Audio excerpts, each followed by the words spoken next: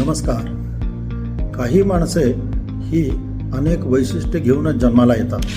कॉम्प्युटरमध्ये काम करणारा तरुण एकदा परदेशात गेला आणि तो परदेश जर अमेरिका असेल तर परत येणे हीच मुळात स्वप्नवत गोष्ट असते.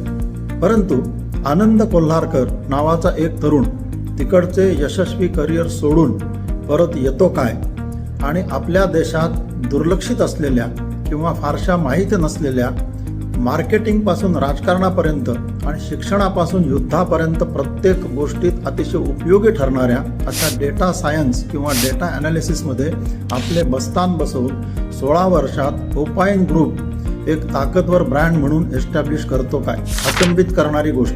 आनंदच्या कामाची रचना, त्यातील शिस्त, कमिटमेंट, क्लायंट आणि खरे तर संपर्कात आलेल्या प्रत्येकाशी डेव्हलप केलेले घट्ट रिलेशन हे आजच्या उद्योग जगतात एक वेगळे उठून दिसणारे वैशिष्ट्यच म्हणावे लागेल.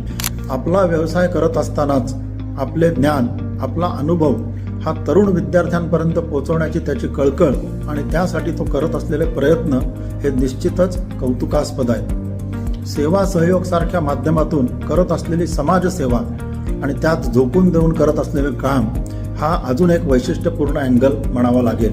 क्रीडा भारती प्रतिवर्षी घेत असलेल्या ऑनलाईन क्रीडा ज्ञान परीक्षेचा प्लॅटफॉर्म तयार करण्यासाठी मी जेव्हा आनंदला भेटलो तेव्हा अत्यंत सेवाभावी वृत्तीने त्याने ते आव्हान स्वीकारले. त्याच्या संपूर्ण टीमने अतिशय कळकळीने प्रसंगी रात्री अपरात्री जागून आणि काही दिवस तर अक्षरशः हॉस्पिटलच्या ICU बाहेर बसून हे काम पूर्ण केलेले मी स्वतः अनुभवलेले आहे.